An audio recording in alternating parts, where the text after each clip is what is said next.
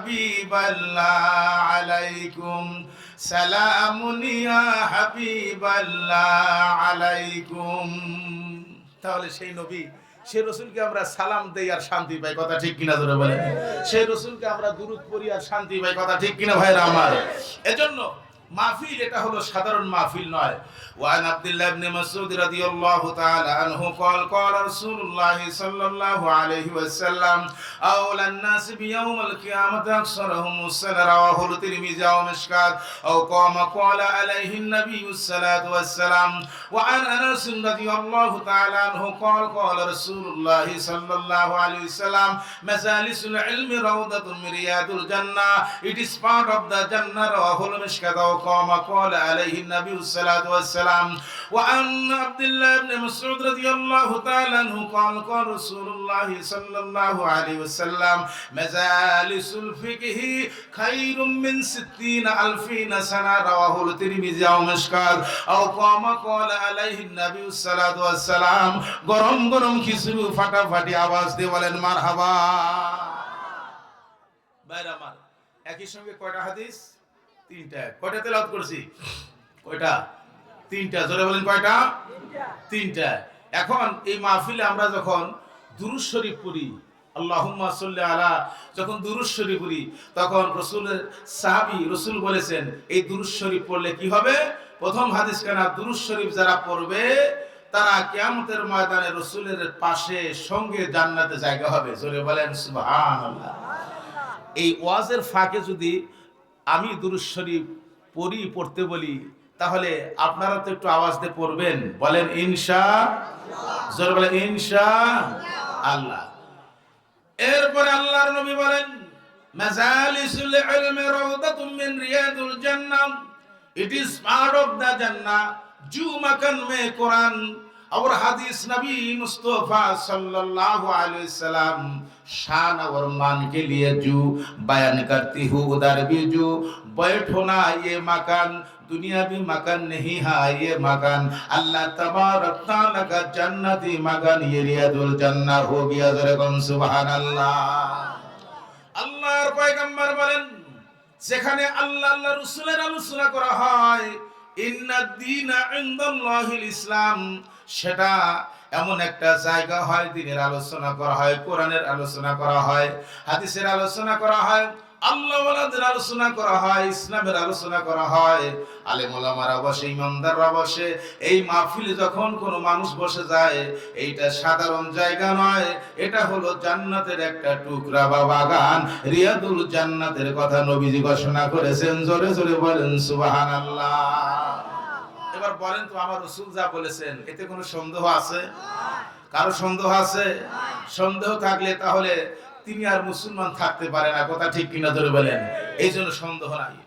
3 নম্বর হাদিস খানা বলা হয়েছে ভাইরা আমার, মাজালিসুল ফিকহি খায়রুম মিন 60,000 সানা রাহুল মিশকাত আও মুসলিম আও কামা ক্বালা আলাইহিন নাবিয়্যুস সালাতু ওয়াস সালাম। তিরমিজি শরীফে রয়েছে ভাইরা, আল্লাহর নবী বলেন যেখানে আল্লাহ আল্লাহ রাসূলের কথা বলা হয়, মহিলারা যেখানে প্যান্ডেলে বসে, পুরুষেরা যেখানে বসে, এই জায়গাগুলো তো জান্নাতের বাগান। শুধু তাই নয়, শেষ আখিরি মুনাজাত পর্যন্ত যারা থাকে তাদের আমল নামায় 60 বছর, একটানা 60 বছর নফল ইবাদত বন্দেগী করলে যত সওয়াব, আমার আল্লাহ সামটাইম কিছু সময় বসার জন্য আল্লাহ রাব্বুল আলামিন ওই বান্দা আর মহিলা প্যান্ডেলে যেই বান্দিরা বসেছেন, আল্লাহ রাব্বুল আলামিন আমাদের সকলকে 60 বছরের নফল ইবাদতের সওয়াব দান করে দেয়। ভাইরা আমার, তাহলে যারা বাইরে দাঁড়ায় আছেন ভাবতেছেন, ভাবার কোনো কিছু নাই। ইসলাম হলো একদম Islam of the code of life, এটা হচ্ছে পরিপূর্ণ জীবন ব্যবস্থা। এই জীবন ব্যবস্থার মধ্যে আঙ্গুল ঢুকানোর মতো পৃথিবীতে কোন মুনাফিকের শক্তি আছে? শক্তি আছে? এই কোরআনকে ব্যান করার জন্য শুধু ভারত নয়, গোটা পৃথিবীর আল্লাহ রাসূল বলেছেন আল কুফরু মিল্লাত ওয়াহিদা, তামাম পৃথিবীর বিজাতিগুলো এবং মুনাফিক সহ আল্লাহর কোরআনকে স্তব্ধ করা দেওয়ার জন্য কিয়ামত পর্যন্ত চেষ্টা করবে, কিন্তু রাসূল বলেছেন না, পারবে না, পারবে না, পারবে না। যেরকম সুবহানাল্লাহ। কেন পারবে না? এজন্যই পারবে না, কারণ হলো এই কোরআন এর মধ্যে আল্লাহ পাক একটা শক্তি দিয়েছেন, আন্নাল কুওয়াতা লিল্লাহি জামিআ। আল্লাহ পাক বলেছেন, ও দুনিয়ার মানুষ, সমস্ত শক্তির উৎস আমি আল্লাহ। শক্তির উৎস কে? আল্লাহ। আরো ধরবেন কে? শক্তির উৎস আমার আল্লাহ পাক।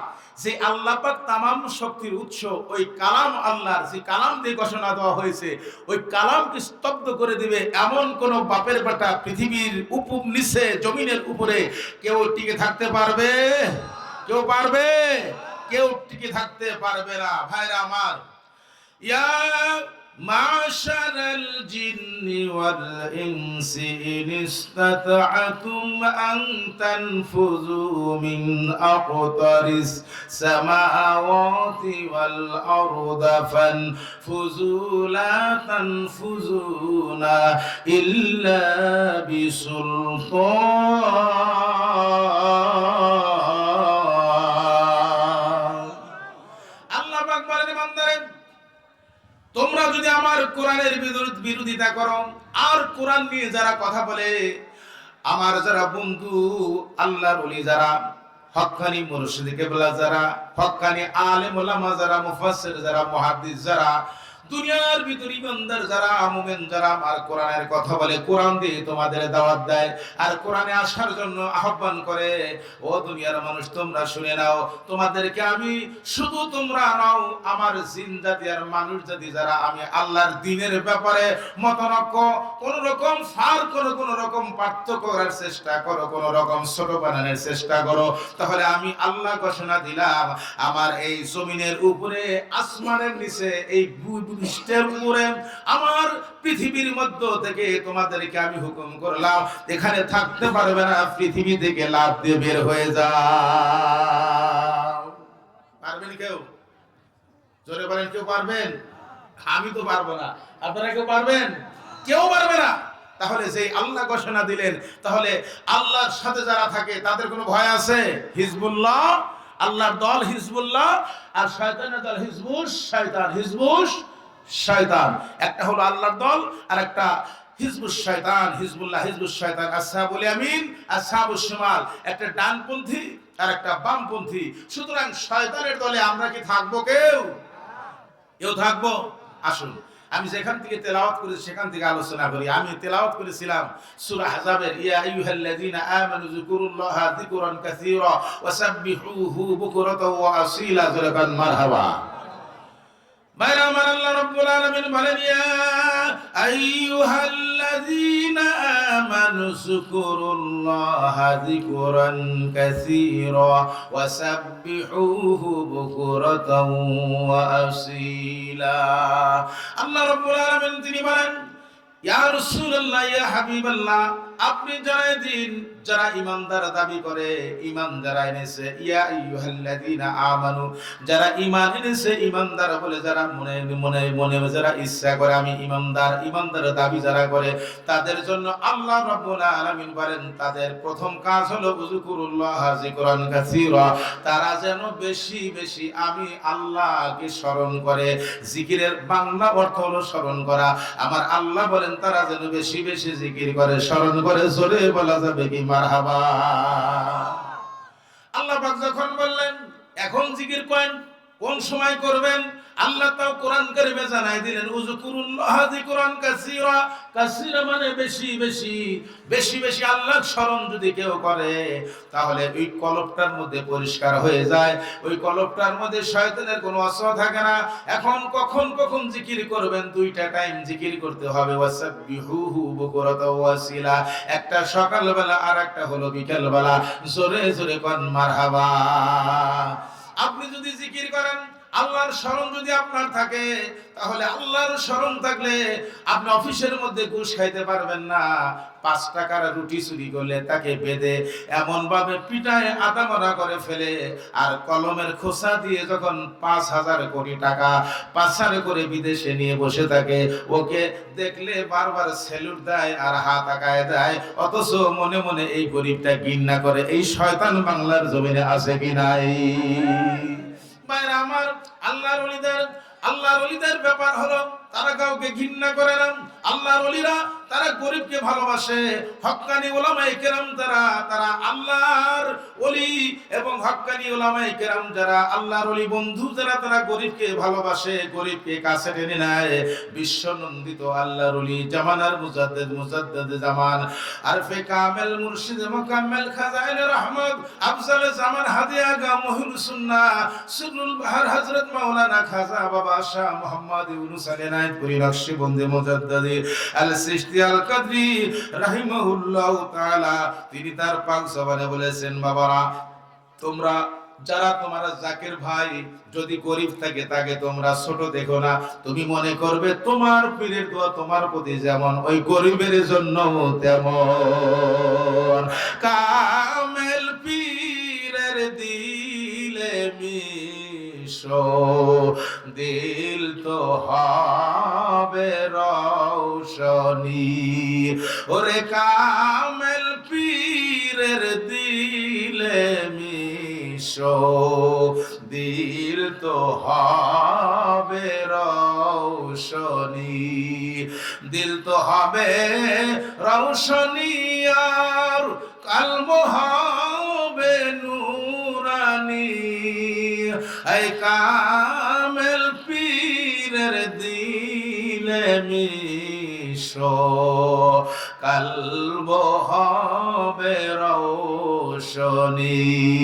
আল্লাহুম্মা সাল্লি মাওলানা মুহাম্মাদ ওয়ালা মাওলানা। ইত্তেবায়ে সুন্নত তাওহীদ বাগর লজম গর খাহি হুম্বে খোদা। আয় ইলাহি দুনিয়া বিসম তুমহারা নিগাহবান করতে হু তু মৌলা ইয়া রব্বিল আলা। আল্লাহুম্মা সাল্লি আলা